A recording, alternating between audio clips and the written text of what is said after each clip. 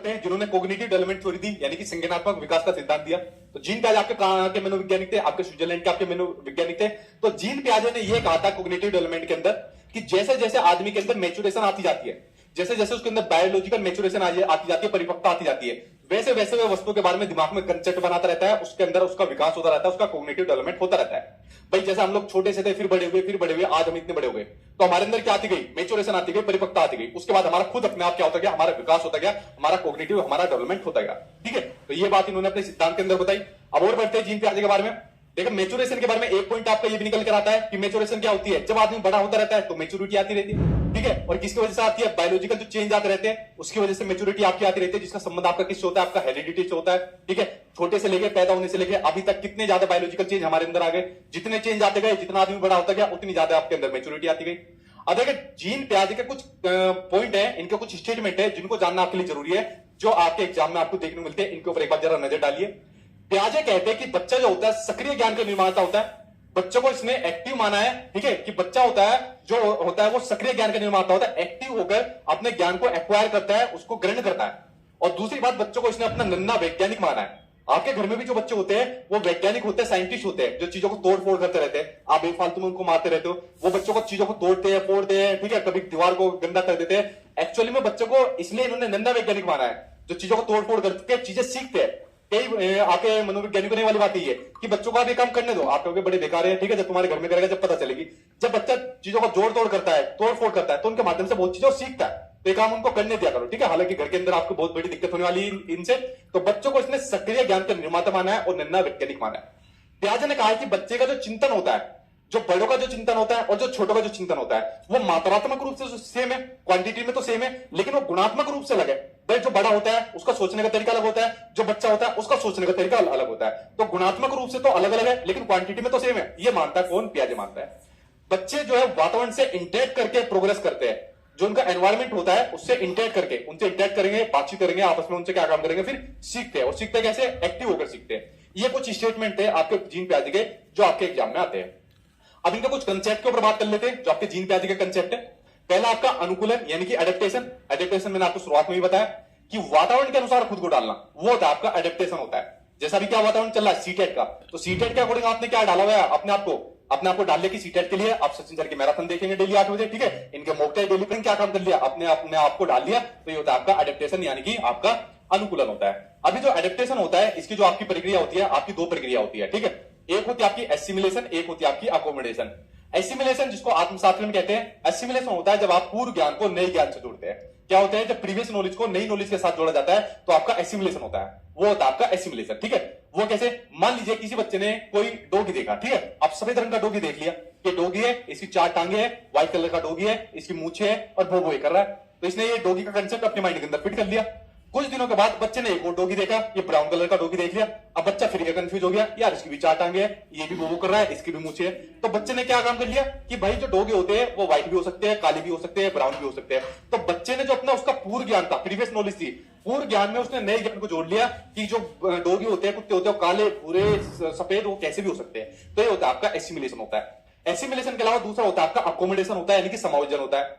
जो उसकी जो नॉलेज होती है, अब बच्चा समझ गया कि डॉग आपके किसी भी प्रकार के हो सकते हैं। अब बच्चे ने क्या काम करा? जब अपने ज्ञान, उसको कुछ दिनों के बाद उसको बिल्ली मिल गई।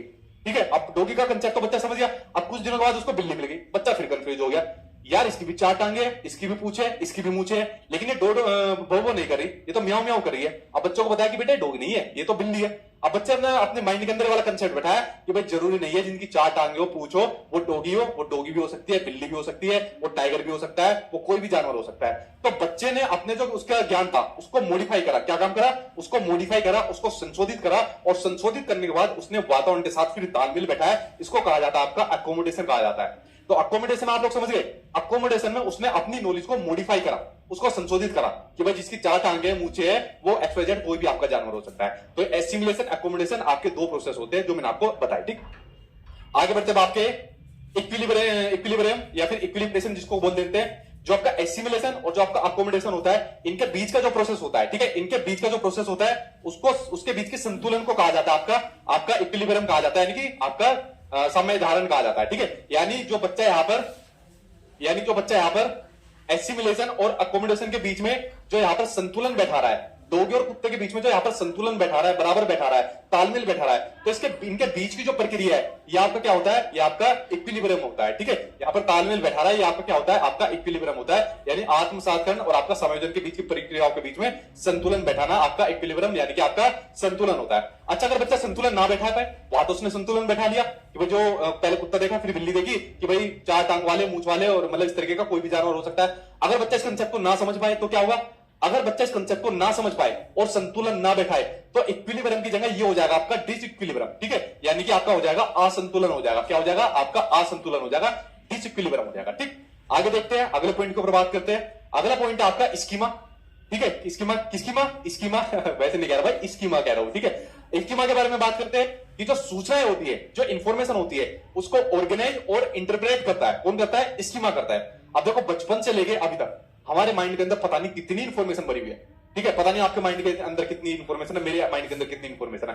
जैसा आपके माइंड के अंदर मेरे से संबंधित इंफॉर्मेशन है कि हमारे सचिन सर है, हमारे डेली 8 बजे आके क्लास पढ़ाते हैं, हमारे लिए मॉक टेस्ट उन्होंने रखे हुए हैं या नोट्स वगैरह हमको दिए। ठीक है, हमारा एग्जाम ही हमको पास कराएंगे, इस तरीके की इंफॉर्मेशन आपने मेरे प्रति रखे हुए है। और इन इंफॉर्मेशन का यूज करके अपने माइंड के अंदर, इन इंफॉर्मेशन का यूज करके अपने माइंड में मेरे प्रति आपने एक कंसेप्ट बना लिया, इनका इंटरप्रेट कर लिया। ठीक है, तो इसी को क्या कहा जाता है, आपका स्कीमा, इसको कहा जाता है।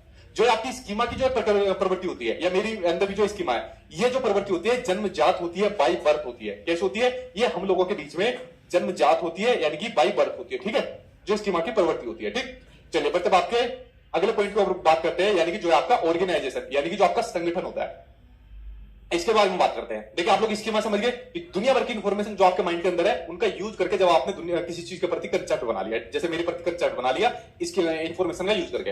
अब देखिए, जो स्कीमाएं होती है, जब आपने इन स्कीमाओं को रीअरेंज करते हो, कैसे करते हो, रीअरेंज करते हो। जैसे मान लीजिए आप मेरे बारे में आपको किसी ने बताया कि भाई यूट्यूब पर एक सचिन सर है जो सीटेट की तैयारी कराते हैं। ठीक है, तो आपने सबसे पहले यूट्यूब पर आए सचिन सर आपने देखा, उसके बाद मेरी आपने फिर क्लास देखनी शुरू करी, क्लास देखने के बाद आपको क्लास पसंद आई, उसके बाद मैं भी पसंद आऊंगा आपको। ठीक है, उसके बाद आपने क्लास देखी, फिर आपने डेली प्रैक्टिस करना शुरू करा, उसके बाद आपने जो भी अपना मॉक टेस्ट लिए या नोट्स लिए वो आपने करने शुरू करे, उसके बाद आपका सीटेट का एग्जाम आपका पास हो गया, उसके बाद आप लोग मेरे पास इंटरव्यू देने आए। ठीक है, तो इस तरीके से आपने जो मेरे प्रति स्कीमा थी उनको रीअरेंज कर दिया, उनको पुनर्व्यवस्थित कर दिया। तो जो स्कीमाओं को रीअरेंज करने का प्रोसेस होता है उसको कहा जाता है ऑर्गेनाइजेशन। इसको आपने ऑर्गेनाइज कर लिया, रीअरेंज कर लिया स्कीमाओं को, ये कहा जाता है आपका ऑर्गेनाइजेशन, इसको कहा जाता है। ठीक है, इसको समझ गए। चलिए अब बात करते हैं जीन पियाजे की स्टेजेस की बात करते हैं। जो जीन पियाजे ने 4 अवस्थाएं बताई थी उसके बारे में एक एक करके बात कर लेते हैं, जीन पियाजे की स्टेजेस के बारे में। ठीक, देखिए जीन पियाजे ने स्टेजेस बताई थी 4, इसके बारे में करते हैं बात एक एक करके। ठीक, चलिए, तो जीन पियाजे की जो पहली स्टेज है उस स्टेज का नाम आपकी सेंसरी मोटर स्टेज, जो कि होती है आपकी जन्म से लेकर 2 साल तक की। जब बच्चा जन्म से लेकर 2 साल तक का होता है, जिसमें बच्चा जो चीजें सीखता है वो अपनी सेंसरी ऑर्गन के थ्रू सीखता है। ठीक है जी, कितने बजे तक क्लास चलेगा सर? यार पहले ही डिमोटिवेट कर दे तो यार, जब तक निपटाएंगे नहीं इसको, जब तक खत्म नहीं करेंगे, मुझे कैसे पता कब तक क्लास चलेगा। ठीक है, तो अगर आप मतलब ऐसे कमेंट करोगे तो पहले डिमोटिवेट और आपका पेपर पास हो जाएगा। ये अवस्थाओं के बारे में जिसमें बच्चा अपने किसके माध्यम से सीखता है, अपने सेंसरी ऑर्गन के माध्यम से सीखता है, यानी अपने ज्ञानेंद्रियों के माध्यम से सीखता है। जब बच्चा 2 साल तक का बच्चा होता है, कितने सेंसरी ऑर्गन होते हैं बच्चे के? 5 सेंसरी ऑर्गन होते हैं। बच्चे की आंख, नाक, कान, जीभ और जो उसकी स्किन होती है, इनके माध्यम से बच्चा सीखता आ जाता है। ऑब्जेक्ट परमानेंस का गुण बच्चे के अंदर आ जाता है। ठीक है, कौन सा गुण बच्चे के अंदर आ जाता है? ऑब्जेक्ट परमानेंस का गुण बच्चे के अंदर इस स्टेज के अंदर आ जाता है। ठीक है, आज कोई भी मतलब बाधा नहीं आएगी हमारी क्लास के बीच में। जब जो बच्चा होता है वो चीजों के बारे में छाप बनाना शुरू कर देता है, छुपी हुई चीजों को भी ढूंढ कर निकाल लेता है। आप लोग एक काम कर लेना, भले ही आप 2 साल तक के बच्चों के सामने कोई चाबी कहीं पर रख दो, अलमारी पर रख दो या कुर्सी के पीछे रख दो, तो बच्चा उस चीज को जो है ना, छुपी चीज को भी ढूंढ कर निकाल देगा आपके सामने कि मम्मी ये रही चाबी, पापा ये रही चाबी। तो बच्चा इन चीजों को जब ढूंढ कर निकाल लेता है, वो अपने सेंसरी ऑर्गन के थ्रू ढूंढ कर निकाल लेता है। किसके? सेंसरी ऑर्गन के थ्रू ढूंढ कर निकाल लेता है। ठीक है, तो ये आपका ऑब्जेक्ट परमानेंस होता है। उसके अलावा बात करते हैं अगली स्टेज जो होती है आपकी प्री ऑपरेशनल स्टेज होती है। जब बच्चा होता है आपका 2 साल से लेकर 7 साल तक का आपका बच्चा होता है। इसमें क्या होता है, बच्चा जो प्री ऑपरेशनल स्टेज के अंदर होता है, कोई भी काम करने से पहले की जो अवस्था होती है, ठीक है, कोई काम करने से पहले की अवस्था होती है, इसमें बच्चा जो सामने आने वाली चीजें होती है उनको देख पाएगा, समझ पाएगा, लेकिन इसमें कोई ज्यादा रिस्पॉन्स नहीं कर पाता। वो क्या क्या क्या चीजें होती है जिसमें ज्यादा रिस्पॉन्स नहीं कर पाता, उनके बारे में एक एक करके हम लोग पढ़ लेते हैं कौन कौन सी चीजें होती है। देखिए, इसमें क्या होता है, बच्चे को प्रतीकों यानी सिंबल्स की नॉलेज हो जाती है। यह क्वेश्चन पिछली बार सीटेट के एग्जाम में भर के पूछा गया कि किस स्टेज के अंदर बच्चे को सिंबल्स की नॉलेज हो जाती है। देखिए, बच्चों को सामने आप कुछ भी नाम लोगे, उसके माइंड के अंदर उसकी नॉलेज बन जाएगी। आप बच्चों से कहोगे साइकिल, एकदम माइंड के अंदर साइकिल की नॉलेज बन जाएगी। आप बच्चों से कहोगे घोड़ा, तो घोड़े की नॉलेज बन जाएगी। आपको मैं एक एग्जांपल देता हूं हमेशा कि जब हम छोटे से थे तो हम अपने पापा को, दादा को या घर के अंदर जो भी कोई बड़ा सदस्य होता था तो उसको क्या बनाते थे, घोड़ा या हाथी, और फिर उसके ऊपर बैठ जाते थे, चल मेरे घोड़े तुक तुक, या चल मेरे हाथी, उसको हाथी की सवारी कराते थे। तो हमारे माइंड के अंदर हमको पता था घोड़ा किस प्रकार चलता है, हाथी किस प्रकार चलता है। तो ये क्या होती थी, हमें हमें ये पता था कि ये जो सिंबल्स होते हैं, ये जो प्रतीक होते हैं, वो किस प्रकार दिखते हैं, ठीक है, उनकी छवि किस प्रकार की है। तो जैसा आपके एग्जाम में क्वेश्चन ये भी पूछा गया था कि बच्चे ने आलू के चिप्स को देखकर इसको क्या कहा, तितली कहा। तो बच्चों को चिप्स को देखकर उसके माइंड में पता था कि तितली चिप्स जैसी दिखती है। तो ये जो छवि बनती है प्रतीकों के प्रति, वो किस स्टेज में बन जाती है, वो आपकी प्री ऑपरेशनल स्टेज के अंदर बच्चा बनाना स्टार्ट कर देता है, ठीक है। तो ये आप लोग समझ गए, ये होता है आपका प्री ऑपरेशनल स्टेज के अंदर आपका हो जाता है। अच्छा ये देखो बड़ा विवाद इसके ऊपर बड़ा विवाद होता है कि गोल डायरेक्टेड बिहेवियर किस स्टेज के अंदर आता है। अब देखो इसको समझो जरा, गोल डायरेक्टेड बिहेवियर यानी लक्ष्य निर्देशित व्यवहार, ये बेसिकली मैं कई बार आपको बता चुका हूं, ये आपका आता है सेंसरी मोटर स्टेज के अंदर, ठीक है।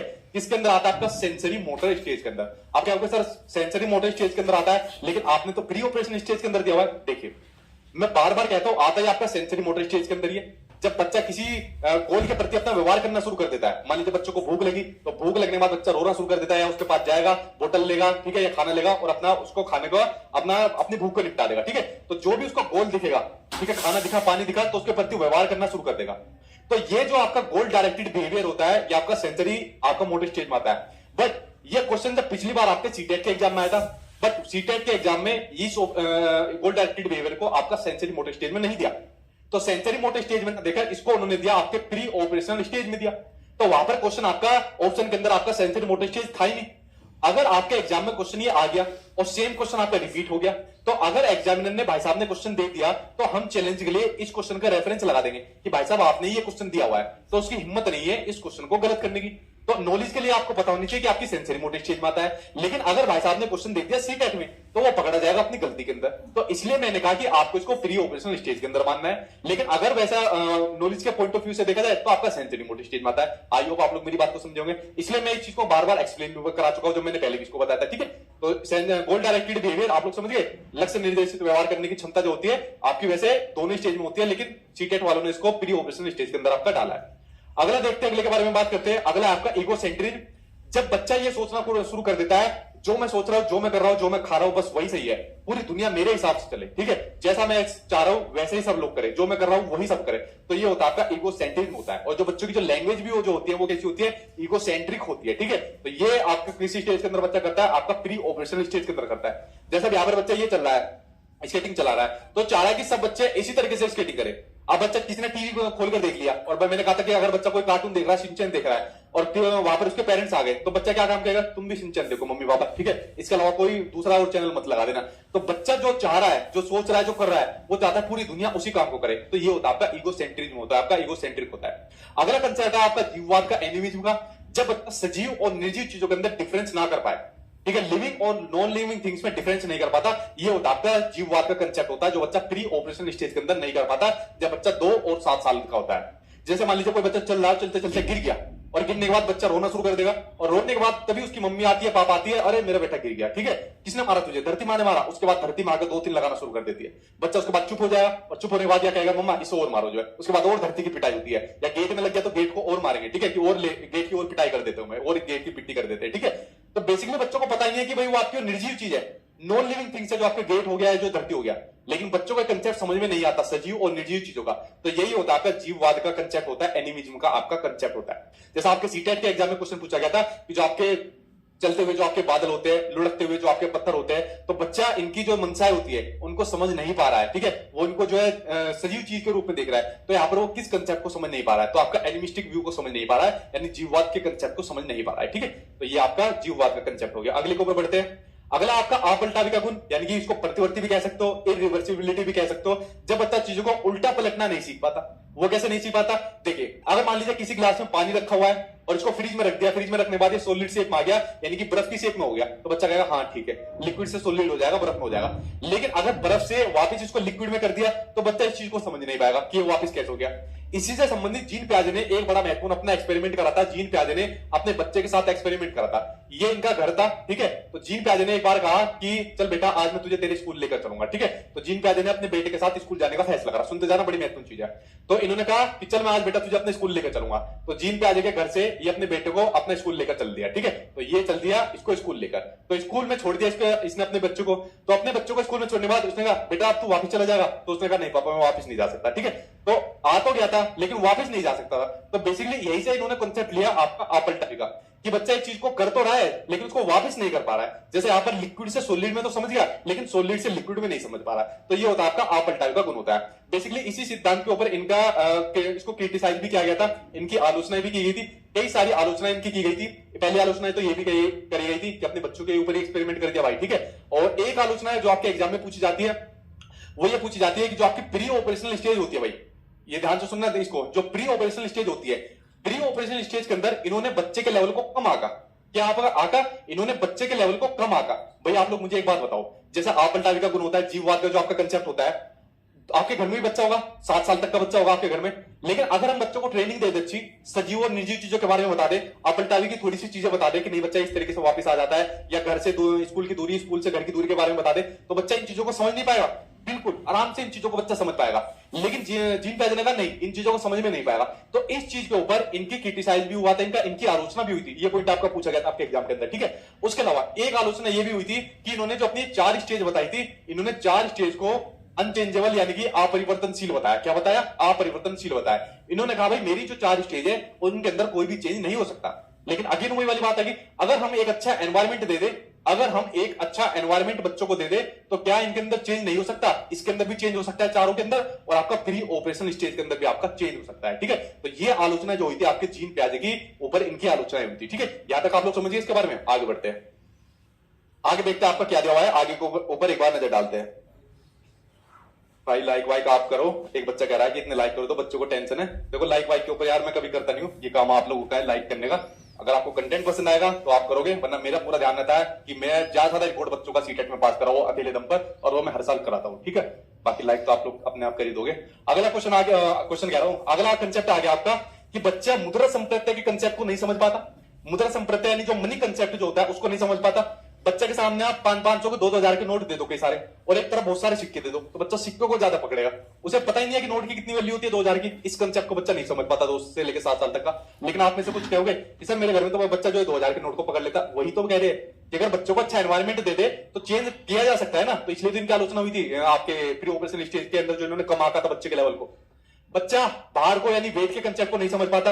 एक तरफ तो बहुत सारी रुई डाल दो, बहुत सारी रुई डाल दो, ठीक है, और एक तरफ छोटा सा वेट डाल दो लोहे का, तो बच्चा रुई को समझेगा रुई बहुत ज्यादा है, ठीक है, और वेट को सोचेगा वेट कम है, तो बच्चा वेट के कंसेप्ट को नहीं समझ पाता। बच्चा हाइट के कंसेप्ट को नहीं समझ पाता। बच्चा क्लासिफिकेशन के कंसेप्ट को नहीं समझ पाता। तो जितने भी आपके कंसेप्ट होते हैं, बच्चा इनके किसी भी कंसेप्ट को नहीं समझ पाता। किसमें? आपके प्री ऑपरेशनल आपके स्टेज के अंदर, ठीक। ये बात आप लोग समझ गए। आगे बढ़ते हैं। अगला है आपका सेंट्रेशन। सेंट्रेशन का मतलब होता है जब हम किसी चीज की केवल एक चीज पर हम ध्यान दें, तो ये होता है आपका सेंट्रेशन होता है, ठीक है। जब हम किसी चीज की केवल एक चीज पर ध्यान दें वो होता है सेंट्रेशन। जैसे कि आपके सामने, मेरे सामने फोन है, अगर मैं फोन का इस्तेमाल सिर्फ कॉलिंग के लिए करूं तो होता है आपका सेंट्रेशन होता है। लेकिन अगर मैं फोन का इस्तेमाल आपके मैसेज के लिए कर रहा हूं, ठीक है, व्हाट्सएप के लिए कर रहा हूं, यूट्यूब पर वीडियो बनाने के लिए कर रहा हूं, तो ये क्या हो जाएगा आपका? ये क्या हो जाएगा? डिसेंट्रेशन हो जाएगा। फिर क्या हो जाएगा आपका? ये आपका डिसेंट्रेशन हो जाएगा। जब मैं एक चीज की एक से ज्यादा विशेषताओं पर ध्यान दे रहा हूं तो ये हो जाएगा आपका डिसेंट्रेशन हो जाएगा, ठीक। जैसे पेन है, तो पेन का इस्तेमाल अगर मैं खाली लिखने के लिए कर रहा हूं तो क्या हो जाएगा? सेंट्रेशन यानी कि केंद्रीकरण हो जाएगा। लेकिन अगर पेन का इस्तेमाल अगर कोई लड़के अपने बालों में जूड़ा लगाने के लिए करे, पेन का इस्तेमाल अगर मैं मान लो TLM के लिए यूज कर लूं, बच्चों को एडिशन सिखाने के लिए करूं, ठीक है, किसी को मानने के लिए करूं, तो कई जगह इसकी विशेषता का यूज करूं तो आपका डिसेंट्रेशन हो जाएगा, ठीक है। तो इस चीज को आप लोग समझ गए। आगे बढ़ते हैं। अगला कंसेप्ट है आपका कंजर्वेशन का, यानी कि आपका संरक्षण का। कंजर्वेशन का मतलब होता है अगर हम किसी के साइज या शेप में चेंज कर दें लेकिन उसकी क्वांटिटी में असर ना पड़े, तो उसको कहा जाता है आपका संरक्षण यानी कंजर्वेशन कहा जाता है। और बच्चा इस कंसेप्ट को आपका प्री ऑपरेशन स्टेज के अंदर समझ नहीं पाता। अब देखिए सामने आपके 2 गिलास रखते हैं, ठीक है। अब 2 गिलास के अंदर मान लो इसमें पानी मिला दिया दोनों गिलास के अंदर, और बच्चों के सामने रख दिया कि बेटा ले 2 गिलास में पानी है, बताओ कौन से गिलास को लोगे। तो बच्चा सबसे पहले बड़े वाले गिलास को पर टूटेगा, क्योंकि बच्चे को वो चीज सबसे पहले चाहिए जो बड़ी उसको दिखती हो, ठीक है। तो उस चीज के ऊपर बच्चा सबसे पहले जाता है जो उसको चीज बड़ी दिखती है। तो बच्चा इस चीज का कंसेप्ट को समझ नहीं पाता। यार क्वांटिटी तो सेम है, कोई सा भी ले लो, इस चीज को नहीं समझ पाता, ठीक है। तो बच्चा बड़ी चीज को सबसे पहले पकड़ता है। ये होता है कंजर्वेशन का कंसेप्ट जो प्री ऑपरेशन स्टेज के अंदर बच्चों को नहीं आता। अगला कंसेप्ट है आपका सीरियसन का, क्रमबद्धता का।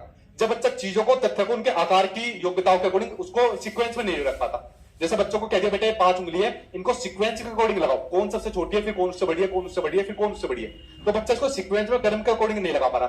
तो ये कौन सी स्टेज के अंदर होता है, प्री ऑपरेशनल स्टेज के अंदर होता है। ठीक है, आप बहुत से बच्चे लगा भी लेंगे तो आपको भी आलोचना करनी चाहिए भाई, जीन पे आ जाएगी। ठीक, तो ये होती है आपकी प्री ऑपरेशनल स्टेज के अंदर होती है ये जितनी चीजें मैंने आपको बताई। अब आती है आपकी अगली स्टेज जो कि होती है आपकी कॉन्क्रीट स्टेज, जिसमें बच्चा होता है आपका 7 साल से लेकर 11 साल तक का बच्चा होता है। अब बच्चा 7 साल से लेकर 11 साल तक का आपका बच्चा हो गया। अब इसमें क्या करता है बच्चा, चीजों को देखकर ही कुछ कर पाएगा। ठीक है, कॉन्क्रीट का क्या मतलब होता है, जिन चीजों को हम देख सकते हैं, पकड़ सकते हैं, छू सकते हैं, वो होती है आपकी कॉन्क्रीट चीज होती है। ठीक है, और इन पर क्या काम करता है, चिंतन करना शुरू कर देता है। देखो ध्यान से सुनना, यहां पर बच्चे बड़े कंफ्यूज होते हैं। कॉन्क्रीट स्टेज में बच्चा थिंकिंग यानी चिंतन करना स्टार्ट कर देता है, लेकिन उसके चिंतन में जो परिपक्वता आती है, मेच्योरिटी आती है, वो आपकी फॉर्मल स्टेज के अंदर आती है। चिंतन तो इसमें स्टार्ट होता है, लेकिन चिंतन में जो मेच्योरिटी आती है या अमूर्त चिंतन जो बच्चा स्टार्ट करता है, वो आपका फॉर्मल स्टेज में आपका स्टार्ट करता है। ठीक है, उसके अलावा इस स्टेज में क्या होता है, जितने भी आपके कंसेप्ट थे, आप पलटावी, जीववाद, अलाना, फलाना, ठिकाना, जितने भी ऊपर मैंने आपको कंसेप्ट बताया, वो सारे इस स्टेज में बच्चा करना स्टार्ट कर जाता है। ठीक है, आपके किसमें, मूर्त संक्रियात्मक आपके अवस्था के अंदर जो ऊपर बच्चा आपके नहीं कर पा रहा था, वो इस स्टेज के अंदर आपका बच्चा करना स्टार्ट कर जाता है। आगे देखते हैं अगले के बारे में, इंडक्टिव थिंकिंग, आगमनात्मक तर्कना। इंडक्टिव मेथड के बारे में भी अभी आपको बताऊंगा, जिसमें बच्चों को पहले एग्जाम्पल बताए जाते हैं, यानी पहले उनको उदाहरण बताए जाते हैं, और फिर उनको नियम यानी कि रूल की तरफ ले जाया जाता है। ये होता है आपकी इंडक्टिव थिंकिंग, यानी कि आपको उदाहरण के ऊपर तर्क देकर नियमों की ओर ले जाया जाता है। तो ये होता है आपका मूर्त संक्रियात्मक अवस्था में, पहले बच्चों को कोई कंक्रीट चीज बताई जाएगी, उससे जुड़े उनको एग्जाम्पल बताया जाएगा, और फिर उनको नियमों की ओर ले जाया जाएगा। तो ये जो इंडक्टिव थिंकिंग होती है, आगमनात्मक तर्कना होती है, ये आपकी कंक्रीट आपकी स्टेज के अंदर होती है। ठीक, आगे देखते हैं अगली स्टेज के अंदर। अगली स्टेज हो गई आपकी लास्ट स्टेज, आपकी फॉर्मल आपकी स्टेज, यानी कि आपकी औपचारिक संक्रियात्मक अवस्था, जो होती है आपकी 11 साल से 15 साल या 11 साल प्लस भी इसको बोल सकते हैं आप लोग। ठीक है, ये आपकी लास्ट स्टेज होती है जो आपकी जीन पे आ जाएगी आपकी अवस्था होती है, और इसमें बच्चा क्या काम करना शुरू कर देता है, एब्स्ट्रैक्ट थिंकिंग यानी कि अमूर्त चिंतन करना स्टार्ट कर देता है, या उसके चिंतन में परिपक्वता आ जाती है, या वो चिंतन जो शुरू करता है वो एक साइंटिस्ट की तरह स्टार्ट कर देता है जो चिंतन करता है। इसमें बड़ा महत्वपूर्ण वर्ड निकल कर आया, जिससे पहले सीटेट में यूज नहीं होता था, लेकिन पिछली बार ऑनलाइन में बहुत यूज हुआ, हाइपोथेटिकल डिडक्टिव थिंकिंग। ठीक है, हाइपोथेटिकल इंडक्टिव रीजनिंग कंक्रीट में, और हाइपोथेटिकल डिडक्टिव थिंकिंग आपके निगमनात्मक में आएगी। ठीक है, इसमें बच्चा क्या काम करता है, इसमें बच्चा नियमों के ऊपर तर्क करना स्टार्ट कर देता है। पहले बच्चों को नियम बताए जाते हैं, फिर उसके बाद उसको उदाहरणों की ओर लेकर जाया जाता है, उसमें उल्टा किया जाता है। ठीक है, तो हाइपोथेटिकल डिडक्टिव थिंकिंग आपकी फॉर्मल स्टेज के अंदर आ जाती है, जब बच्चा 7 साल से लेकर आपका बच्चा 11 साल तक का आपका हो जाता है। ठीक है, तो यहां पर आपकी निगमनात्मक आपकी तर्कना हो जाएगी।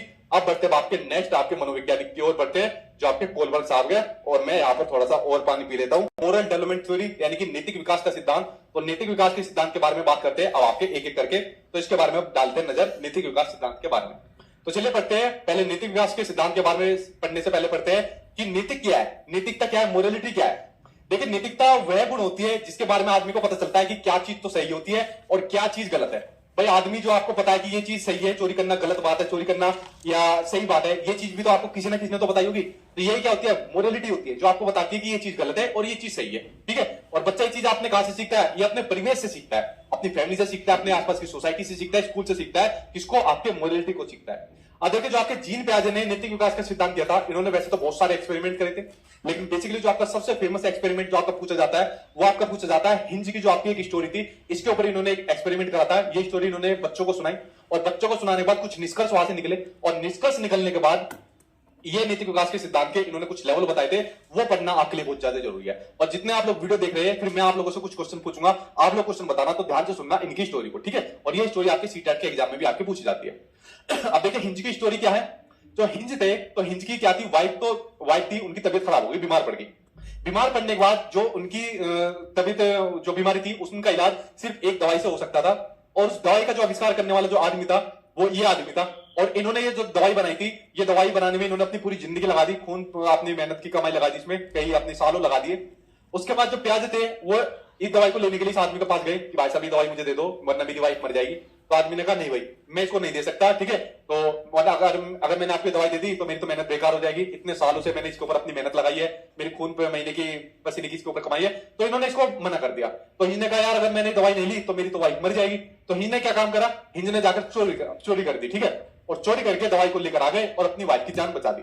अच्छा, जो आप लोग वीडियो देख रहे हो, तो मेरा आप लोगों से क्वेश्चन है, हिंज ने क्या एक काम सही करा या एक काम गलत करा? मेरा आप लोगों से क्वेश्चन है, उसको क्या चोरी करनी चाहिए थी? अगर भाई वो चोरी नहीं करता तो उसकी वाइफ मर जाती। और अगर उसने चोरी करी तो बेचारे की इतनी सालों की जो मेहनत थी, जो इसने इतने सालों मेहनत करके लगाया, अपने सारा पैसा लगा दिया, तो इस बेचारे की मेहनत बेकार हो गई। ठीक है, अब इसे 1 रुपया भी नहीं मिलने वाला, ना इसे कोई पूछने वाला है। तो ये हिंज ने स्टोरी सुनाई अपने बच्चों को। ठीक है, कुछ बच्चों को सुनाई, जैसे मैंने आप लोगों को सुनाई। एक आलोचना पढ़ लीजिए जो बेसिकली आपके एग्जाम में पूछी जाती है, उसके बाद में इनके कुछ लेवल के ऊपर बात करूंगा। तो इस स्टोरी के बाद इसके जो नीति विकास का सिद्धांत है, इनकी आलोचना की गई। आलोचना करने वाली थी आपकी कैरोल गिलिगन। ठीक है, ये आपकी लेडीज थी कैरोल गिलिगन। तो कैरोल गिलिगन ने इनके सिद्धांत की आलोचना करी थी, और कैरोल गिलिगन ने कहा था कि भाई आपके सिद्धांत में जेंडर वाइज देखने को मिलता है। क्या देखने को मिलता है? जेंडर वाइज देखने को मिलता है कि कोलबर्ट साहब, आपने जितने भी एक्सपेरिमेंट करे उसमें महिलाओं को तो आपने वैल्यू नहीं दी। आपने जितने भी एक्सपेरिमेंट करे ज्यादातर आपने मेल के ऊपर करे। अगर यही एक्सपेरिमेंट आप महिलाओं के ऊपर करते तो शायद आपके पास जो आंकड़े आते वो कुछ और आते, क्योंकि महिलाएं जो सोचती है वो कुछ और तरीके से सोचती है, जो मेल सोचता है वो कुछ और तरीके से सोचता है। तो आपके जो सिद्धांत है उसमें जेंडर वाइज देखने को मिला। तो ये आलोचना करने वाली कौन थी? कैरोल गिलिगन ने करी थी। कैरोल गिलिगन ने कहा कि जो महिलाओं का जो सोचने का तरीका होता है वो केयर पर्सपेक्टिव होता है। ठीक है, वो देखभाल के तरीके से सोचती है, नहीं यार उसे चोरी कर लेनी चाहिए थी वरना बेचारी की वाइफ मर जाती। ठीक है, इस तरीके से सोचती है। लेकिन जो आदमी जो सोचता है वो जस्टिस पर्सपेक्टिव के तरीके से सोचता है, न्यायवादी तरीके से सोचता है, नहीं उसको चोरी नहीं करनी चाहिए थी, उसके बेचारे की जिंदगी खराब होगी, सारी उसकी जो कमाई बेकार होगी, उसकी महीनों की सालों की मेहनत बेकार होगी। तो आदमी इस तरीके से सोचता है। तो ये जो है कैरोल गिलिगन ने तर्क दिए थे कि आदमी का सोचने का तरीका कुछ और होता है और महिला का सोचने का तरीका कुछ और होता है। ये 2 शब्द बड़े महत्वपूर्ण थे जो आपके सीटेट के एग्जाम में आपके पूछे भी गए थे। ठीक है, उसके अलावा कैरोल गिलिगन ने के अलावा इसमें आपका कल्चर डिफरेंस को भी इंपोर्टेंस आपका दिया होता है कि जो कल्चर डिफरेंस होता है इस सिद्धांत में उसको महत्व नहीं दिया गया। भाई मान लीजिए किसी बच्चे का कल्चर कुछ और होता है, किसी का कुछ और होता है, किसी का कल्चर में कुछ और चीज बताई जाती है, किसी का कल्चर में कुछ और चीज बताई जाती है। तो आपने जितने भी एक्सपेरिमेंट करे हैं उसमें कल्चर के डिफरेंस को तो आपने महत्व नहीं दिया। तो एक तो जेंडर वाइज देखने को मिला इनके सिद्धांत के अंदर, और एक आपको कल्चर के डिफरेंस को आपने महत्व नहीं दिया। तो ये इनके सिद्धांत की आपकी आलोचना ही होती जो आपके लॉरेंस कोलबर्ट के सिद्धांत की आलोचना थी। ठीक है, तो ये मैंने पहले आपको आलोचना बता दी, तो आलोचना पहले बतानी जरूरी थी। ठीक है, तो आलोचना यहां पर कंप्लीट हुई। उसके बाद बात करते हैं आपकी जो यहां पर आपकी कुछ दुविधाएं निकल कर आई। जब हिंज की जो स्टोरी बच्चों को बताई तो हिंज की स्टोरी बताने के बाद यहां पर दुविधा निकल कर आई। दुविधा में कौन फंस गया? यहां पर दुविधा में फंस गया आपका हिंज, दुविधा में फंस गए बच्चे, और दुविधा में फंस गए आप लोग। अब दुविधा में हिंज ये फंस गया कि यार वो डिसीजन नहीं ले पा रहा। नैतिक में दुविधा होती है, मोरल जो डिलेमा होता है, मोरल डिलेमा कहा जाता है जब आदमी सही और गलत में से कोई डिसीजन न ले पाए। जैसे आप लोग भी बहुत सी जगह ऐसी जगह फंसते होंगे जब आप लोग किसी एक सही और गलत में से डिसीजन ना ले पाए, यार अब मैं क्या काम करूं। ठीक है डिसीजन नहीं ले पाते जब आप लोग किसी एक चीज में, तो आपका मोरल डिलेमा होता है। जैसे हिंज फंस गया, यार चोरी करूं, अगर चोरी करूंगा पुलिस ले जाएगी, और अगर चोरी नहीं करूंगा तो मेरी वाइफ मर जाएगी। तो हिंज किस में फंस गया? मोरल डिलेमा के अंदर हिंज फंस गया। ठीक है, तो ये कहा जाता है मोरल डिलेमा यानी कि नैतिक दुविधा। ठीक है, तो ये मैं बात बता दी, इन दोनों मोरल डिलेमा के अंदर फंस गया हिंज। उसके अलावा अगला होता है मोरल रीजनिंग। जब नैतिक दुविधा के अंदर कोई आदमी फंस जाता है, सही और गलत में से डिसीजन नहीं ले पाता, और जब वो किसी एक का डिसीजन ले लेता है, तो वो होती है आपकी मोरल रीजनिंग होती है, नैतिक आपकी तर्कना होती है। तो हिंज ने कौन सा डिसीजन लिया कि भाई मैं तो चोरी करूंगा वरना मेरी वाइफ मर जाएगी, तो हिंज ने चोरी करने का डिसीजन लिया। ठीक है, तो ये होता है आपका मोरल रीजनिंग होता है। ठीक, चलिए बढ़ते आपके हिंज के आपके जो इन्होंने 3 लेवल बताए थे, उन 3 लेवल के ऊपर एक एक करके बात कर लेते हैं। जो इन्होंने 3 लेवल बताए थे, pre convention level, convention level और आपका पोस्ट कन्वेंशन लेवल। यहां से क्वेश्चन आपके भर भर के आपके एग्जाम में पूछे जाते हैं, तो इनके बारे में एक एक करके हम बात कर लेते हैं, इन तीनों लेवल के बारे में। ठीक है, चलिए बात करते हैं आपके लेवल के बारे में एक एक करके। देखिए हिंज ने जो 3 लेवल बताए, इसमें जो आपका पहला लेवल है आपका pre conventional level. Pre conventional level के अंदर बच्चे की जो लगभग उम्र होती है वो होती है लगभग 4 साल से लेकर 10 साल तक का बच्चा। अब क्या कोई सर इससे पहले साल तक का बच्चा के अंदर नैतिकता नहीं होती, उसका कोई मतलब नैतिकता से नहीं रहता। बेसिकली इसके अंदर भी कोई नैतिकता का मतलब नहीं है। ठीक है, कि इतने साल तक के बच्चे के अंदर नैतिकता से दूर दूर से कोई मतलब उसको नहीं रहता है। ठीक है, तो प्री कन्वेंशनल स्टेज के अंदर देखिए एक सिंपल सी चीज आपको बताता हूं, ध्यान से सुनना, मेरी तरफ देखो आप लोग। 3 स्टेज है, pre conventional stage, conventional stage और post conventional stage. Pre conventional stage में नैतिकता से कोई मतलब नहीं है। कन्वेंशनल स्टेज में जो नैतिकता होती है वो समाज के सोसाइटी के अकॉर्डिंग चलती है, जैसा समाज ने कह दिया वैसा उसने मान लिया। पोस्ट कन्वेंशनल स्टेज में बच्चा समाज की नहीं सुनता, जैसा उसको सही लगता है वैसा वो मानता है। ये 3 लेवल आप लोग समझ गए। अब इन्हीं 3 लेवल के बारे में एक एक करके इनकी स्टेज के बारे में हम पढ़ते हैं। ठीक है, तो पहले पढ़ते हैं प्री कन्वेंशनल लेवल के बारे में पढ़ते हैं, जिसकी होती है आपकी 2 स्टेज आपकी होती है। पहली होती है आपकी पनिशमेंट एंड ओबीडियंस। देखिए प्री कन्वेंशनल स्टेज लेवल के अंदर जो बच्चा नैतिकता दिखाता है, वो नैतिकता इसलिए दिखाता है ताकि उसको दंड ना मिले, ताकि उसको पनिशमेंट ना मिले, या वो ओबीडियंस की वजह से या आज्ञा पालन की वजह से दिखाता है। अब देखिए मान लीजिए आपके घर में कोई बच्चा है, अब आपके घर में कोई मेहमान आए और मेहमान के बाद उसने आके नमस्ते दुआ सलाम कुछ नहीं करा, तो बच्चों को क्या क्या होगा, आप लोग तोड़ दोगे उसको, अरे मेहमान आए तो तूने उसे नमस्ते नहीं करी, तेरी उसकी तोड़ाई हो जाएगी फिर। तो बच्चा इसलिए नमस्ते दुआ सलाम करता है, पैर छूता है, क्योंकि उसको डर है अगर ये काम नहीं करा तो मुझे पनिशमेंट मिलेगी, या उसको समझाया जाता है बेटा बड़ों का आदर करना चाहिए, सम्मान करना चाहिए, उसको आज्ञा पालन का उसको गुण सिखाया जाता है। तो बच्चों की जो नैतिकता होती है किस पर डिपेंडेंट होती है, या तो पनिशमेंट पर या ओबिडेंस पर होती है, ठीक है। तो आज्ञा पालन किस पर डिपेंडेंट होती है, पनिशमेंट पर या ओबिडेंस पर, और इसे किसी चीज से मतलब नहीं होता। अगली होती है आपकी साधनात्मक सापेक्षता है उन्मुखता। इस स्टेज को कहा जाता है आपका जैसों को तैसी की अवस्था, यानी कि टिट फॉर टैट इसको कहा जाता है। जैसा तुम मेरे साथ करोगे वैसा मैं तुम्हारे साथ करूंगा, ये वाली आपकी अवस्था होती है। ये आपकी बेसिकली से स्कूल के अंदर होता था, किसी ने हमारा पेन तोड़ दिया, हमने जाकर उसकी किताबें फाड़ दी, किसी ने हमारे मुंह पे थप्पड़ मारा, हमने भी उसके मुंह पे थप्पड़ मार दिया। जैसा तुम मेरे साथ करोगे वैसा मैं तेरे साथ करूंगा। नैतिकता गई भाड़ में, जैसा व्यवहार करोगे वैसा करूंगा भाई मेरे तेरे साथ, मैं ये वाला काम नहीं करूंगा। महात्मा गांधी ने कहा एक थप्पड़ मारा तो दूसरा भी आगे कर दो। यहाँ नैतिकता का मतलब वो वाला नहीं है, टिट फॉर टैट वाला काम है, ठीक है। जैसी नैतिकता मेरे साथ दिखाओगे वैसा काम मैं तेरे साथ करूंगा, तो टिट फॉर टैट वाला काम है। खाना खिलाओगे तो खाना खिलाऊंगा, पेंसिल तोड़ोगे तो मैं तुम्हें तोड़ दूंगा, ठीक है। तो ये वाली नैतिकता किस पर डिपेंड करती है, तुम्हारे ऊपर करती है, तुम्हारे व्यवहार के ऊपर डिपेंड करती है। अगला जो लेवल है आपका वो है आपका कन्वेंशनल लेवल। कन्वेंशन लेवल के अंदर बच्चा होता है आपका 10 साल से लेकर 13 साल तक का, और मैंने इसके अंदर बताया बच्चे के जो आपका निर्णय लेना होता है वो किसके ऊपर डिपेंड करता है, समाज के ऊपर। किसके ऊपर, समाज के ऊपर, यानी सोसाइटी के ऊपर। किसके ऊपर, सोसाइटी के ऊपर। जैसा समाज ने उसको कह दिया, जैसे समाज ने रूल बना दिए, जैसे समाज ने नियम बता दिए, उन्हीं के अकॉर्डिंग बच्चा चलता है, अपनी नहीं चलाता, समाज के अकॉर्डिंग बच्चा चलता है इसमें, ठीक है। जब बच्चा लगभग 10 साल से लेकर आपका 13 साल तक का बच्चा होता है। अब इसकी भी दो आपकी स्टेज होती है। अब दो कौन कौन सी स्टेज होती है, good boy and good girl, low and order orientation. Low and order orientation के साथ में आप सोशल भी लगा सकते हो, ये भी सी टेट वाले कभी कभी बहुत पूछते हैं, ठीक है। आप देखिए इसकी तो दो स्टेज होती है। इसमें नैतिकता कैसे दिखाता है, अच्छा बनने की आदत दिखाकर, ठीक है, दूसरों का आगे अच्छा बनने की दिखाने की प्रवृत्ति दिखाकर करता है। गुड बॉय वाली आदत दिखाकर कि दूसरों का आगे मुझे गुड बॉय बनना है या गुड गर्ल बनना है, इस तरीके का अपने आप को प्रेजेंट करता है। मैंने कहा ना जो नैतिकता रहती है वो किसके अकॉर्डिंग रहती है, सोसाइटी के अकॉर्डिंग। जैसे समाज कह देगा कि बेटा ये गलत बात है, तुम्हें क्लास में फर्स्ट आना चाहिए, तुम्हें क्लास में सबसे आगे होना चाहिए, तुम तो बहुत अच्छे बच्चे हो, तो जैसा समाज ने कह दिया वैसे ही बच्चा अपने आप को क्या काम करता है, उस चीज को एब्जॉर्ब कर लेता है और उसी के अकॉर्डिंग अपना क्या काम करता है, नियमों को मानकर और समाज के अकॉर्डिंग चलता रहता है। तो गुड बॉय और गुड गर्ल का जो आपका कंसेप्ट है, जो आपकी स्टेज है, वो आपकी कन्वेंशनल स्टेज के अंदर आती है, क्योंकि बच्चा समाज के अकॉर्डिंग चलता है, ठीक है। और समाज ये थोड़ी कहता है तुम गंदे बनो, तुम बैड बॉय बनो या बैड गर्ल बनो, ठीक है। तो ये अपना समाज के अकॉर्डिंग चलता है। गोल्डन रूल का विचार भी इसी स्टेज के अंदर आता है आपका गोल्डन रूल का विचार भी, ठीक है। ये स्वर्णिम विचार रखो, अपने अच्छे विचार रखो, अच्छे लोगों के साथ रहो, ये सब समाज ही तो बताता है हमें, जो चीजें बताता है। उसके बाद आपका सोशल एंड ऑर्डर ओरिएंटेशन, यानी लो एंड ऑर्डर ओरिएंटेशन क्या होता है कि आपको समाज के नियम मानने चाहिए। समाज ने नियम बता दिया भाई रेड लाइट पर आपको स्टॉप होना है, ठीक है। तो ये समाज ने नियम बता दिए, समाज ने आपको नियम बता दिया, चाहे कुछ भी हो जाए ये रेड लाइट आपको क्रॉस नहीं करनी वरना आपके ऊपर फाइन लग जाएगा। ये सोसाइटी ने नियम बना दिए तो बच्चा इस चीज को फॉलो करता है, ठीक है। और बहुत बार तो ऐसे देखने को मिलता था, कोई बेचारा रेड लाइट पर चाहे मरने की भी हालत में होगा तो उसको उठाने भी कोई नहीं जाता था, अरे नहीं यार, ठीक है, रेड लाइट को तोड़ के नहीं जाना, इस तरीके के भी आदमी होते थे। तो बच्चा इस तरीके से सोसाइटी के अकॉर्डिंग चलता है। इस वाली स्टेज में जो भी करेगा वो समाज के अकॉर्डिंग चलेगा, अपने अकॉर्डिंग बिल्कुल भी नहीं चलता, ठीक।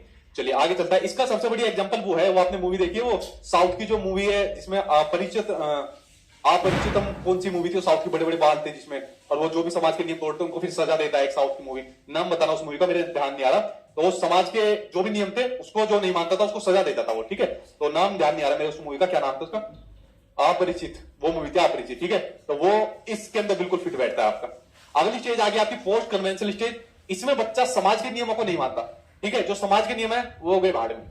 इसमें बच्चा मानता है जो मुझे सही लग रहा है मैं उसको करूंगा, सोसाइटी के अकॉर्डिंग नहीं चलता, जैसा मुझे सही लगेगा मैं उसके अकॉर्डिंग चलूंगा, समाज के नियमों को नहीं मानता, अपने नियम को मानता है, अपने नियम बनाता है बच्चा, ठीक है। अब देखिए इसकी भी आपकी दो स्टेज होती है।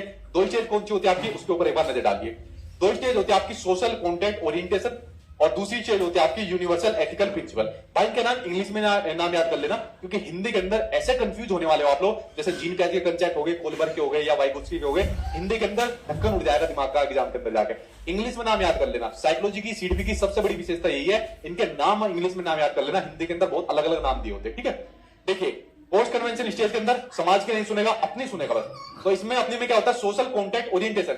इसमें क्या होता है, इसमें बच्चा सोचता है कि भाई अगर कोई नियम हमारे भले के लिए नहीं है तो हमें उस नियमों को तोड़ देना चाहिए। अगर रेड लाइट पर कोई आदमी मर रहा है तो रेड लाइट के नियमों को तोड़ देना चाहिए। भाई पहले जान बचाना जरूरी है, नियमों को मानूंगा मैं, तो नियमों को, ऐसे नियमों को तोड़ देना चाहिए, ठीक है। उसके अलावा यूनिवर्सल एथिकल प्रिंसिपल, इसमें आदमी क्या सोचता है, इसमें आदमी सोचता है कि भाई अगर मुझे अपनी जान भी देनी पड़ जाए, ठीक है, तो मैं ऐसे नियमों को तोड़ दूंगा। जैसे हमारा देश गुलामी के जंजीरों में बंधा हुआ था।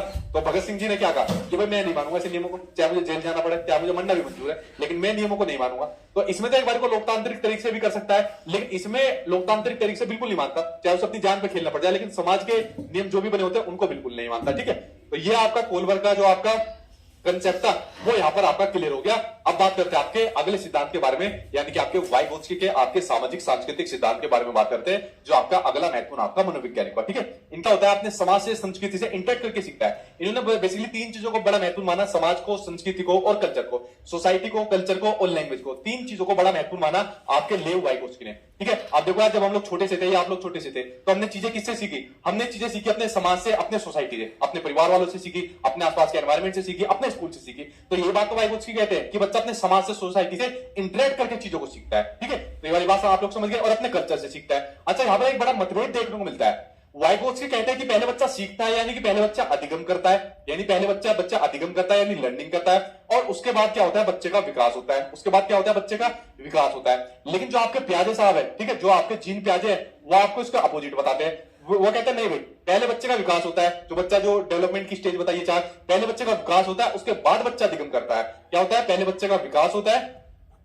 और उसके बाद क्या होता है? विकास के बाद वो अधिगम करता है, यानी लर्निंग करता है। तो इनके कुछ मतभेद थे जो अभी आगे भी आपको आएंगे, जो लैंग्वेज के अंदर आपको मतभेद आपको देखने को मिलेंगे। ठीक है, तो ये बात आप लोग समझ गए कि वाइगोत्स्की ने कहा कि बच्चा अपने समाज से, सोसाइटी से इंटरेक्ट करके सीखता है। जैसे आप लोग अभी मुझसे सीख रहे हो, इंटरेक्ट तो कर ही नहीं पा रहे हो, बस सीख रहे हो। ठीक है, तो ये बात आपके वाइगोत्स्की ने कही थी। आगे देखते हैं वाइगोत्स्की के बारे में और कुछ महत्वपूर्ण पॉइंट। अब देखो, वाइगोत्स्की ने कुछ महत्वपूर्ण कंसेप्ट दिए, जिसमें आपका सबसे महत्वपूर्ण कंसेप्ट है आपका ZPD, zone of proximal development, समीपस्थ विकास का क्षेत्र जिसको कहा जाता है, ये आपका जेडपीडी के नाम से इसको जाना जाता है। ठीक है, तो जेडपीडी क्या होता है कि जो बच्चे का जो वास्तविक विकास है, जो आपका रियल डेवलपमेंट होता है। ठीक है, तो जो बच्चे का वास्तविक विकास है और जो बच्चे का जो संभावित विकास है, उसका जो बीच का अंतर जो होता है, जो बीच का आपका डिफरेंस होता है, वो आपका जेडपीडी यानी कि संभावित आपका जो बीच का जो अंतर होता है वो होता है आपका जेडपीडी होता है, यानी कि समीपस्थ विकास का क्षेत्र होता है। वो कैसे? देखिए, अब देखिए एक टेबल आपको बनाता हूं। एक टेबल के अंदर आप लोग समझोगे भाई, आप लोग जैसे अभी आप लोगों का मान लीजिए कितना स्कोर आता है, मान लीजिए किसी का आपका 80 स्कोर आता है, किसी का 81 स्कोर आता है, 82 स्कोर आता है, और सीटेट में आपको स्कोर कितना चाहिए? 90 नंबर चाहिए, और टारगेट कितने का बना रहे हो? 140 का टारगेट बना रहे हो। तो जो आपका वास्तविक विकास हो रखा है वो कितना हो रहा है? यहां पर आप लोग लुढ़ के पड़े हो वास्तविक विकास के ऊपर। ठीक है, तो रियल डेवलपमेंट कितना हो रखा है आपका? ये रहा आपका रियल डेवलपमेंट। चाह कितने रहे हो? संभावित विकास कितना चाह रहे हो अपना कि भाई सर जी हमारे तो 140 प्लस आ जाए। ठीक है, तो संभावित विकास कितना चाह रहे हो अपना कि 140 प्लस का चाह रहे हो। अगर मैंने आपको आके यहां पर सपोर्ट दिया, मैंने यहां पर आपको सपोर्ट दिया, आपको गाइडेंस दी, और सपोर्ट आने के बाद यहां पर आप अपना 90 नंबर का आपने स्कोर कर दिया, तो जो ये बीच का आपका जो एरिया पड़ता है, ठीक है, या यहां पर आप लोग देख सकते हो, जो बीच का जो आपका एरिया पड़ता है, वास्तविक विकास और जो संभावित विकास होता है, तो बीच के एरिया को ही कहा जाता है आपका जेडपीडी कहा जाता है, संभावित विकास का आपका क्षेत्र कहा जाता है। ठीक है, तो आप लोग समझिए।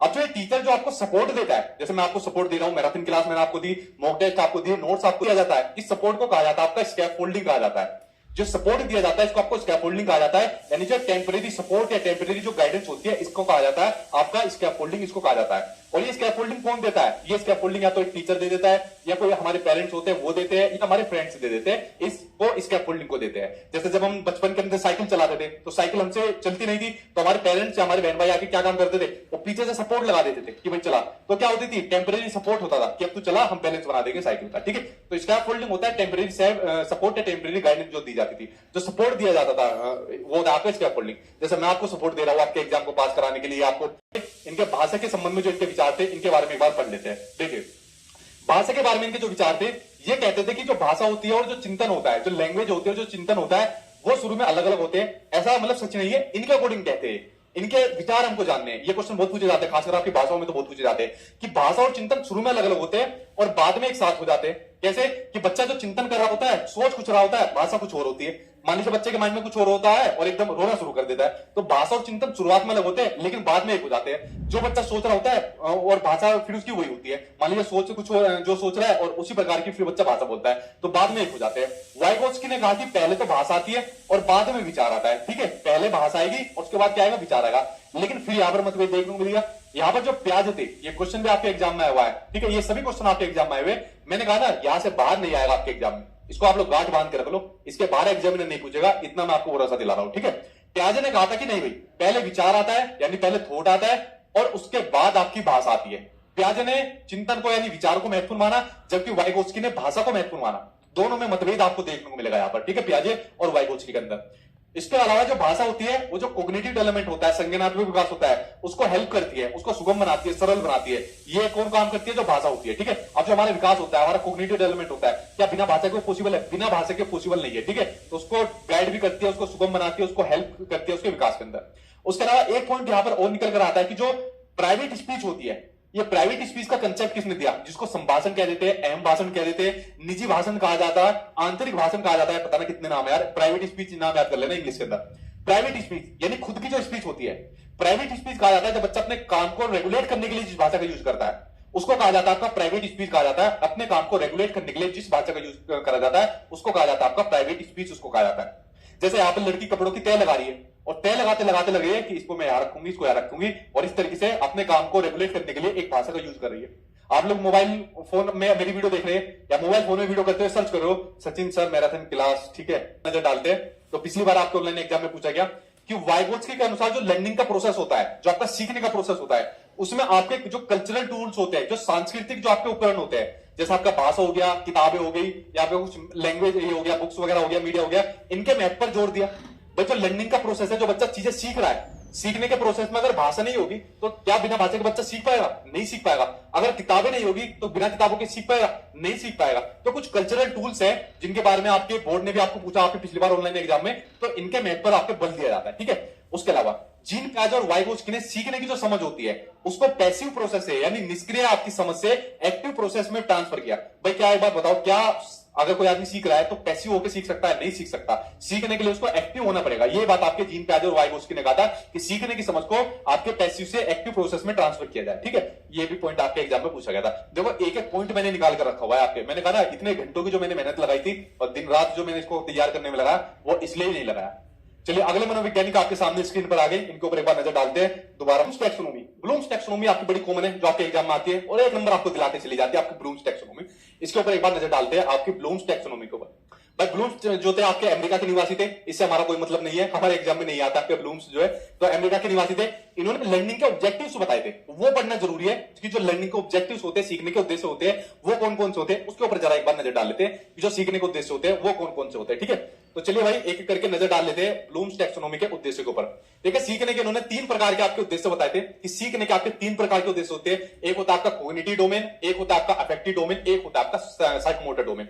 अब मेरा क्वेश्चन आप लोगों से, जितना आप लोग वीडियो देख रहे हैं, आप लोग जब आप लोग सीखने आए हो तो सीखने के लिए क्या सिर्फ आप कॉग्निटिव डोमेन का यूज करो, अपने दिमाग का यूज करो आप लोग, या जो बच्चा स्कूल में सीखने आता है वो सिर्फ अपने दिमाग का यूज करके सीखता है? नहीं, दिमाग के साथ साथ में तो अपना सीखता ही है, दिमाग का यूज करके सीखता है, लेकिन वो अपने अफेक्टिव डोमेन का भी यूज करता है, यानी कि उसके जो इमोशंस होते हैं वो भी उसके जुड़े होते हैं, ठीक है।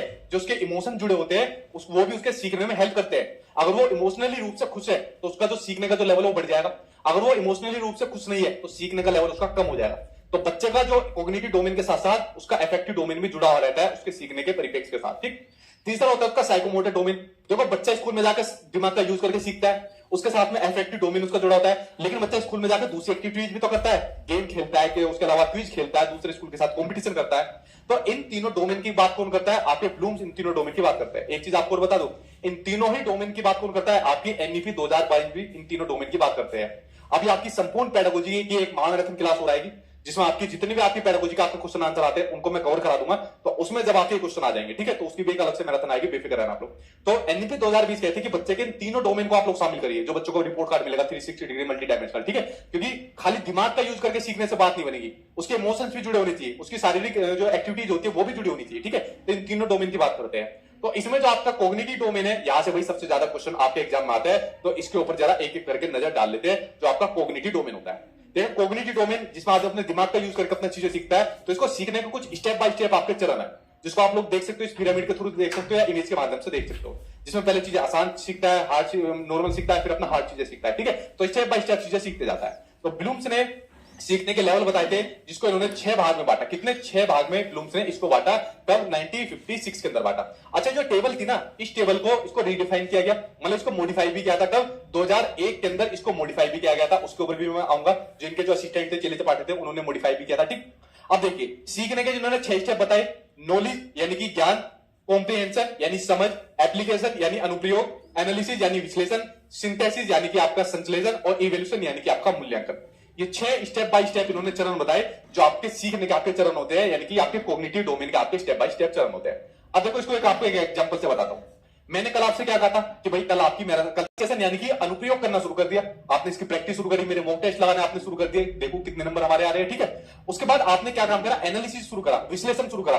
एनालिसिस का मतलब क्या काम करा, आपने इसको टुकड़ों में बांट दिया। क्या सचिन सर की सीडीपी की मैराथन क्लास है, ईवीएस की मैराथन क्लास है, ये मैथ्स की मैराथन क्लास है, इनको टुकड़ों में मैराथन क्लास करके और अलग अलग इनकी प्रैक्टिस करना शुरू कर दिया। अनुप्रयोग करने के बाद, एनालिसिस करने के बाद आपने इसका सिंथेसिस करा, मतलब जो टुकड़ों में करा था एग्जाम से पहले सबको आपने इकट्ठा कर लिया। इकट्ठा करने के बाद आप अपना पेपर देने गए और बाद में आपका इवोल्यूशन हो गया, यानी कि आपका मूल्यांकन हो गया कि कितना आपका स्कोर आपके एग्जाम में आया।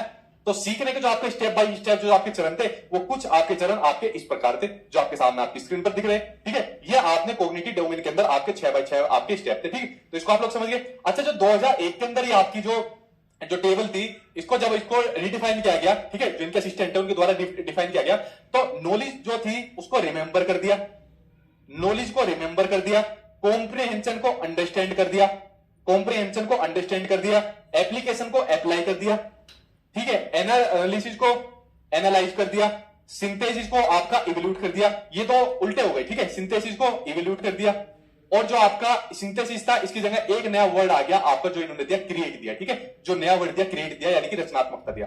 तो ये 2000 के बाद जो नई टेबल आई वो आपकी कुछ इस तरीके से आपकी नई टेबल देखने को मिली। अब यहां पर बड़ा कंफ्यूजिंग मेरा क्वेश्चन है कि सर इस टेबल को याद करें या इस वाली टेबल को याद करें। भाई देखो, सबसे ज्यादा जो क्वेश्चन आपके एग्जाम में पूछे जाते हैं टीचिंग एग्जाम में, वो इस वाली से पूछे जाते हैं, लेकिन कुछ क्वेश्चन आपके इस वाली से भी पूछे गए। अब आप एक काम करना, आपके एग्जाम में जो ऑप्शन आपको देखने को मिले उसके अकॉर्डिंग आंसर लगाना। अगर ऑप्शन इसमें से बन रहे हैं तो इसके अकॉर्डिंग लगा दो, अगर इसमें से बन रहे हैं तो इसके अकॉर्डिंग लगा दो। ऑप्शन के अकॉर्डिंग आंसर लगाना, ना मेरी सुनना ना ब्लूम्स की सुनना, जो ऑप्शन में सही लगे उसके अकॉर्डिंग आंसर लगा देना, ठीक है। तो इसको आप लोग समझ गए। चलिए बढ़ते भागते इसके कुछ और आपके टॉपिक के बारे में देखिए। अब पढ़ते हैं हॉर्स और लोड्स के बारे में, ठीक है, ये पढ़ना आपके लिए बहुत जरूरी है, हॉर्स और लोड्स के बारे में। देखिए, एक होता है आपका, पहले पढ़ते हैं लोड्स, यानी लोअर ऑर्डर थिंकिंग स्किल, यानी ऐसे चिंतन कौशल जो आपके लोअर ऑर्डर के हैं और जिनको आजकल स्कूल के अंदर ज्यादा प्रमोट नहीं किया जा रहा। स्कूल के अंदर ज्यादा प्रमोट जो आपको किया जा रहा है, खासकर जो आपके सीबीएसई के जो आपके स्कूल है, सीबीएसई के अंदर सबसे ज्यादा जो आपके प्रमोट किए जा रहे हैं आपके हायर ऑर्डर थिंकिंग स्कूल के जो आपकी स्किल्स है उनको प्रमोट किया जा रहा है कि बच्चों के अंदर ज्यादा है हायर ऑर्डर थिंकिंग स्किल के जो आपके स्किल्स होती है उनको प्रमोट करो, ठीक है। वो कौन कौन सी होती है, एनालिसिस, सिंथेसिस और आपका इवोल्यूशन, या फिर क्रिएटिविटी कह सकते हो, क्रिएट कह सकते हो। ये तीन आपके कौन से होते हैं, ये आपके हॉर्स होते हैं, हायर ऑर्डर थिंकिंग स्किल होते हैं। आपके सीटेट के एग्जाम में सीटेट वालों ने एप्लीकेशन को भी आपका किसके अंदर डाल दिया था, हॉर्स के अंदर डाल दिया था। पता नहीं उनसे गलती हो गई, जो भी कुछ हो गया हो, लेकिन आप शुरू के जो ऊपर वाले तीन है ये आपके हॉर्स के अंदर आएंगे, ठीक है, और बाकी आपके नीचे वाले ये आपके लोअर ऑर्डर थिंकिंग स्किल के अंदर आएंगे, जिसमें बस चीजें समझनी है और मतलब उनको याद करना है, वो आपके लोड्स के अंदर आएंगे, ठीक। तो ये हो गया आपका ब्लूम्स के आपके लोड्स हॉर्स हो गए। आगे देखते हैं अफेक्टिव डोमेन। मैंने आपको बता दिया, जब आदमी इमोशनली रूप से जो उसके इमोशंस होते हैं जब वो जुड़े होते हैं, अगर इमोशंस में उसकी तारीफ कर दिया है, जैसे मैं आपकी तारीफ कर दूं, अरे यार कितने बढ़िया बच्चे हैं, अभी तक देखो कितना बढ़िया तरीके से पढ़ रहे हैं, ठीक है, ये जरूर सीटेट का एग्जाम पास कर देंगे और मेरे साथ आज ये रात तक रुक रहेंगे, और वरना इस तरीके से अगर मैं कुछ आपकी तारीफ करूं तो आपका क्या होगा, पढ़ने वाला आपका बढ़ जाएगा, आपके अंदर मैं उत्साह बढ़ दूं, ठीक है, कि yes you can do it, आप पढ़ सकते हो, आप उड़ा सकते हो सीटेट के एग्जाम को, तो आपका लेवल बढ़ जाएगा। आपको मोटिवेशन दे सकूं कि सीटेट का एग्जाम कोई बड़ी बात नहीं, वैसा है ही नहीं यार, बड़ी बात इसमें क्या मोटिवेशन देनी। तो अगर मैं आपके इस तरीके के जो आपके इमोशंस होते हैं, अगर आपके अंदर ये इमोशंस रहेंगे तो आपका पढ़ने का जो आपका लर्निंग का जो लेवल है वो क्या होगा, आपका बढ़ जाएगा, जो आपका लर्निंग का लेवल है, ठीक। अगली बात करते हैं आपके साइकोमोटर डोमेन की, जो आपका शरीर से जुड़ा आपका लेवल होता है। जैसे मैंने कहा बच्चे स्कूल के अंदर जाकर आपका सीखता भी है, ठीक है, और उसके अलावा बाकी की आपकी शारीरिक एक्टिविटीज भी करता है, गेम्स खेलता है, क्रिकेट खेलता है, बैडमिंटन खेलता है, क्विज खेलता है। तो ये आपका साइकोमोटर डोमेन होता है, जो आपका शरीर से जुड़ा होता है, जो आपकी मोटर स्किल से जुड़ा जो आपका डोमेन होता है, ठीक है।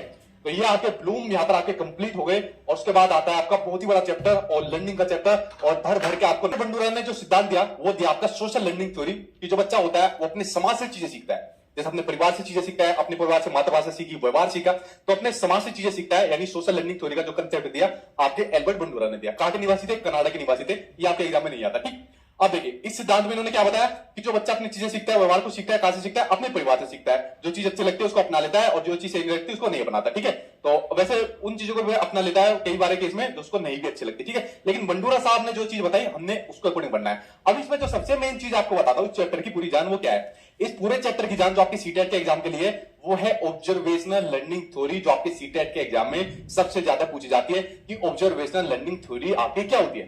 देखिए नाम से समझ में आ रहा है, ऑब्जर्वेशनल यानी ऑब्जर्व करना किसी को, और उससे फिर लर्न करना। ठीक है, आपने जैसे परिवार में कोई भाषा बोली जाती है तो बच्चा उस चीज को ऑब्जर्व करता है और ऑब्जर्व करके उसी भाषा को सीख लेता है, इमिटेशन के माध्यम से, अनुकरण के माध्यम से। ठीक है, इसी बात को तो बंडूरा कहते हैं सामाजिक अधिगम के सिद्धांत के अंदर, कि बच्चा अपने समाज से अधिगम करके सीखता है, ऑब्जर्व करके सीखता है। तो सीटेट के लिए सबसे महत्वपूर्ण पॉइंट आपका ये है, क्या है? सीटेट के लिए आपका सबसे महत्वपूर्ण पॉइंट आपका यही है कि बच्चा ऑब्जर्व करके चीजों को सीखता है, लर्न करता है। ठीक, उसके अलावा इमिटेशन आपका यही होगा कि जैसे अपनी मातृभाषा होती है उसको इमिटेट करके सीखता है, या मॉडलिंग के द्वारा सीखता है, किसी को अनुकरण करके, कॉपी करके सीखता है। बात आपकी यही। ठीक, उसके अलावा दूसरी मेन पॉइंट आपके सीटेट के पॉइंट ऑफ व्यू से आती है ये, एक एक्सपेरिमेंट करा था, इसके ऊपर एक बार नजर डाल लो। एल्बर्ट बंडूरा ने एक एक्सपेरिमेंट करा था, एक बेबीडोल के ऊपर एक एक्सपेरिमेंट करा था। इन्होंने क्या काम करा, एक बच्चे को एक मूवी दिखाई, एक मूवी दिखाने के बाद इन्होंने 3 मूवी बच्चों को दिखाई। एक प्यार के ऊपर मूवी बनी थी, एक समाज के ऊपर मूवी बनी थी, एक हिंसा के ऊपर मूवी बनी थी। तो बच्चे ने 3 मूवी देखी और जैसे जैसे बच्चे ने मूवी देखी वैसा व्यवहार इसने अपनी डोल के साथ करा। अगर बच्ची ने मूवी देखी प्यार की तो बच्चे ने डोल के साथ प्यार करना शुरू करा। जब बच्ची ने मूवी देखी समाज के ऊपर मूवी देखनी शुरू करी तो जैसे समाज में जिस तरीके का व्यवहार किया जाता है, जिस तरीके की प्रथाएं होती है, वैसा उसने डोल के साथ व्यवहार करना शुरू करा। जब बच्चे ने हिंसा के, वायलेंस के ऊपर मूवी देखना शुरू करी तो उसने अपनी बदन, उसकी जो डोल होती है, गर्दन तोड़ दी। यहां पर क्या चीज देखने मिली, जैसा उसने चीजें ऑब्जर्व करी, जैसा व्यवहार उसने ऑब्जर्व करा, वैसा व्यवहार उसने अपनी डोल के साथ करा। तो यहीं से ये चीज पॉइंट उसके निकल कर आई। ठीक, अब यहां से पूरे इस चैप्टर की जो जान निकल कर आई, एक तो आपकी ऑब्जर्वेशन लर्निंग थ्योरी निकल कर आई और दूसरी चीज निकल कर आती है ये। ठीक, बंडूरों के अकॉर्डिंग जो सीखने के जो इन्होंने स्टेप बताए, जो लर्निंग के जो इन्होंने स्टेप बताए, या फिर 4 स्टेप बताए। क्या बताए? अटेंशन, रिटेंशन, रिप्रोडक्शन और आपका मोटिवेशन। सबसे पहले सीखने के लिए आपको अटेंशन होना पड़ेगा। अगर आप लोग अटेंशन नहीं हो, अपना ध्यान यहां केंद्रित नहीं कर पाए, कमेंट बॉक्स में लगा रहे हो नेहा जी और राहुल जी क्या ध्यान है, तो आप चीज नहीं सीख पाओगे। तो सीखने के जो आपके 4 स्टेप है उसमें पहला स्टेप है आपका अटेंशन। तो आपको अपना ध्यान अपना यहां केंद्रित करना पड़ेगा। सीखने का पहला स्टेप क्या है? आपका अटेंशन है। अटेंशन के बाद दूसरा स्टेप है आपका रिटेंशन। जो चीज आप यहां सीख रहे हो, सीडीपी को सीख रहे हो, उसको अपने अंदर रिटेंशन कर लो, उसको अपने अंदर धारण कर लो। रिटेंशन के बाद तीसरी चीज आपका रिप्रोडक्शन। जो चीज आपने सीखी, अपने अंदर धारण करी, उसको फिर सीटेट का एग्जाम जब देने जाओगे उसको रिप्रोडक्ट करो कि कितना आपने सीखा है। अब आपका टाइम आ गया एग्जाम देने का, उसको रिप्रोडक्ट करो, बाहर निकालो उसको। और उसके बाद लास्ट में आपका मोटिवेशन आ जाएगा कि ये चीज आपने क्यों सीखी। बेसिकली लर्निंग का आपका कोई ना कोई मोटिवेशन होता है, और मोटिवेशन क्या आपका? सीटेट का आपका एग्जाम पास होना, आपको जॉब लेना, ये आपका मोटिवेशन होता है। तो लर्निंग का आपके 4 स्टेप होते हैं, अटेंशन, रिटेंशन, रिप्रोडक्शन और आपका मोटिवेशन होता है। ठीक, चलिए बढ़ते अब आपके अगले पॉइंट की ओर, अगले चैप्टर की ओर, एजुकेशन के बारे में। इंक्लूसिव एजुकेशन कहते हैं कि सभी बच्चों को समान रूप से समान शिक्षा दी जाए, बिना किसी भेदभाव के, चाहे बच्चे की सामाजिक आर्थिक पृष्ठभूमि आपकी कुछ भी हो, चाहे बच्चा दिव्यांग हो, चाहे बच्चा सामान्य हो, आईक्यू लेवल कम हो, आईक्यू लेवल ज्यादा हो, किसी भी प्रकार का बच्चा हो, उनको सभी प्रकार से समान शिक्षा दी जाए। इसकी बात कौन करता है? आपका इंक्लूसिव एजुकेशन इसकी बात करता है। इसके बारे में बात करते हैं कि योग्यताओं से परे होकर सभी बच्चों को गुणवत्ता शिक्षा उपलब्ध कराई जाए, जो बात मैंने आपको कही। व्यक्तिगत लक्ष्यों का निर्धारण किया जाए।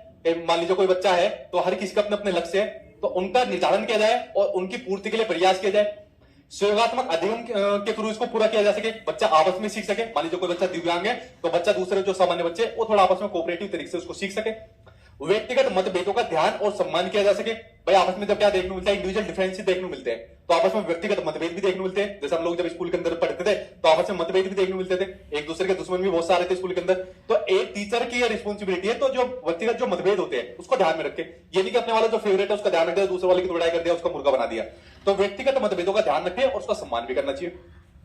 और जो शिक्षा शास्त्र है वो लचीला होना चाहिए, जिसको बच्चे की जरूरत के अकॉर्डिंग उसको चेंज किया जा सके, उसमें बदलाव किया जा सके। ठीक, अब बात करते हैं सामाजिक संरचनात्मक कक्षा यानी कि सोशियो कंस्ट्रक्टिविस्ट। आपकी